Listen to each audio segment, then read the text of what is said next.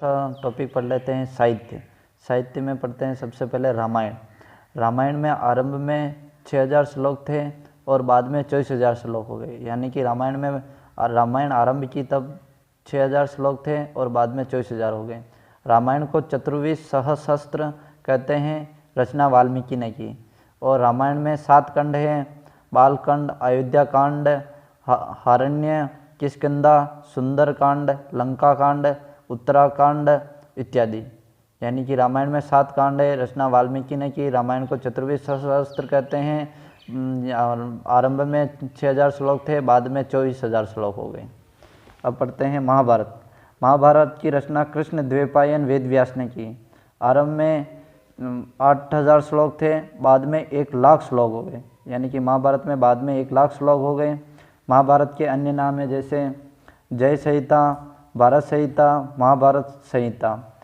महाभारत में 18 पर्व हैं। 6वां पर्व भीष्म पर्व हैं, जिसमें श्रीमद् भागवत गीता का उल्लेख है। यानी कि महाभारत में 18 पर्व हैं और 6वां पर्व भीष्म पर्व हैं, जिसमें श्रीमद् भागवत गीता का उल्लेख है। और अन्य नाम है इसके जय संहिता, भारत संहिता, महाभारत संहिता। और रचना कृष्ण द्वैपायन वेद व्यास ने की।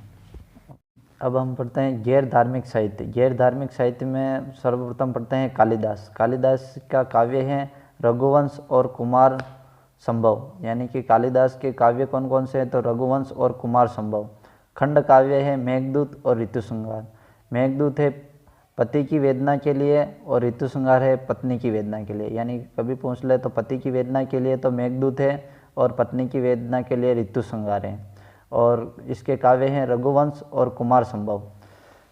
कालिदास के नाटक हैं मालविकाग्निमी और विक्रमोर्वशीय और अभिज्ञान शाकुंतलम। ये याद रखना, अभिज्ञान शाकुंतलम ये अंतिम था और महान था। प्रथम व्यक्ति थे जिन्होंने अपने नाम पर पुस्तक की रचना की। यानी कि आर्यभट्ट ने अपने नाम पर पुस्तक की रचना की और सर्वप्रथम इन्होंने ही बताया कि पृथ्वी सूर्य के चारों ओर चक्कर काटती हैं, वह सूर्य सौरमंडल का केंद्र है। यानी कि सर्वप्रथम इन्होंने बताया कि पृथ्वी सूर्य के चारों ओर चक्कर काटती हैं, वह सूर्य सौरमंडल का केंद्र है। आर्यभट्ट की पुस्तकें हैं आर्यभट्टीयम और सूर्य सिद्धांत और 10 गीतिका सूत्र। आर्यभट्ट ने पृथ्वी की त्रिज्या के बारे में बताया। यानी कि आर्यभट्ट ने किसके बारे में बताया? तो आर्यभट्ट ने पृथ्वी की त्रिज्या के बारे में बताया। पृथ्वी की त्रिज्या के बारे में किसने बताया? तो आर्यभट्ट ने बताया। अब हम पढ़ते हैं नागार्जुन। नागार्जुन ने शून्यवाद का सिद्धांत दिया।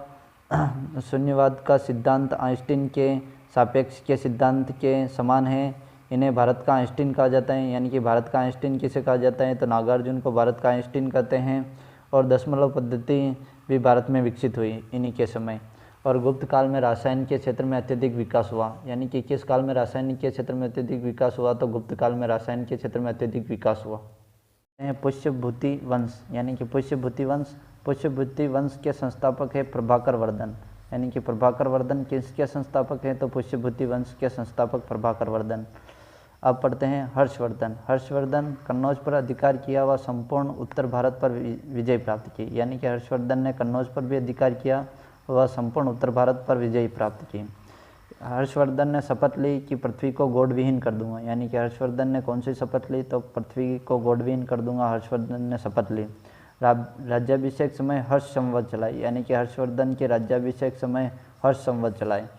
कन्नौज में सर्वधर्म सम्मेलन का आयोजन करवाया व ह्वेनसांग ने इसकी अध्यक्षता की। यानी कि कन्नौज में सर्वधर्म सम्मेलन का आयोजन किसने करवाया? तो हर्षवर्धन ने कराया। और इस सर्वधर्म सम्मेलन का आयोजन अध्यक्षता किसने की? तो ह्वेनसांग ने की। ह्वेनसांग इसी के समय भारत आया था।